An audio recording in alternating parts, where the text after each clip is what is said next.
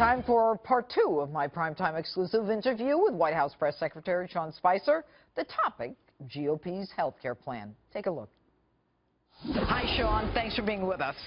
You bet, Judge. Thanks for having me. All right. Now, the president says things are coming along very well with the health care replacement plan, but we're seeing a lot of resistance from the right and from the left. So how confident is the president that this bill is going to pass? And would you say that it's going to pass in the first 100 days? And if it doesn't in the first 100 days, would this be a failure for the president? Well, I think it's going to pass. The president's very committed to seeing this through. He's been meeting with members from both houses and both parties, senators, congressmen, Republicans, Democrats. He understands that the current health care law is broken. We've got patients that are paying more and more every year with skyrocketing premiums. They're having fewer and fewer choices. In 1/3 of all the counties in our nation, there's only one choice for a health care provider, which is essentially making it no choice. They're not getting what they were promised 8 years ago. It is not affordable. It is not accessible. In many cases, people have a card, but they don't have care. Right. And I think the president recognized the importance of health care in our society, and he's working to get this passed through. That being said, we've hosted committee chairmen here at the White House for 3 reasons. One is to thank them. 2 is to point out that in both committees that this has gone through in the House, there's been unanimous support from Republicans. But most importantly, this is a 3-pronged approach, Judge. It was passed that way, and we've got to do it the same way, meaning we can do certain things through an arcane process called reconciliation, right, which basically means there are certain things you can do legislatively and certain things you can't.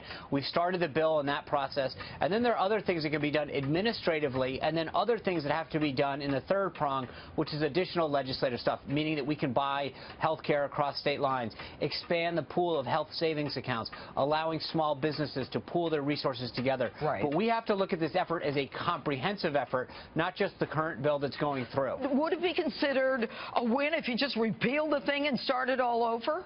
Well, that's what we're doing, though.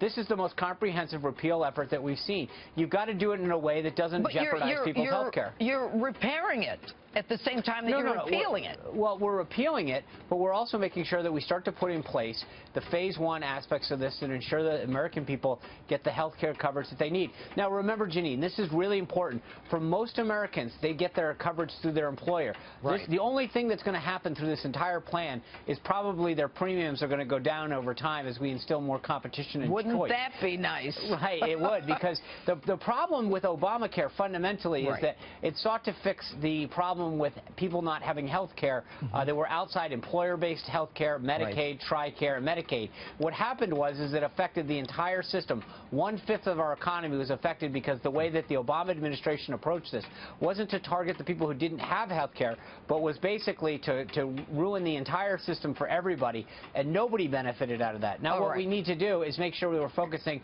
on those people who don't have care or can't afford to have the care because of the way the system was implemented. There are some who are saying that the president has actually threatened to work against those Republicans who are not in support of the bill. Is there any substance to that? Well, look, this president, they are a very successful businessman. He knows how to get deals. He knows how to negotiate. He's sitting down with these members. And to be honest, a lot of times people don't fully appreciate the comprehensive nature of the approach that he and the House are taking in this. So we've had some very, very optimistic meetings with members of Congress, senators, and outside interest groups that have become very, very supportive once they hear the comprehensive nature of what the president's seeking to achieve and how he's seeking to do it. So is the president threatening anybody that he won't support them or that it'll work? Come on, That's not his style. That is not his style. Time will tell. My thanks to White House Press Secretary Sean Spicer.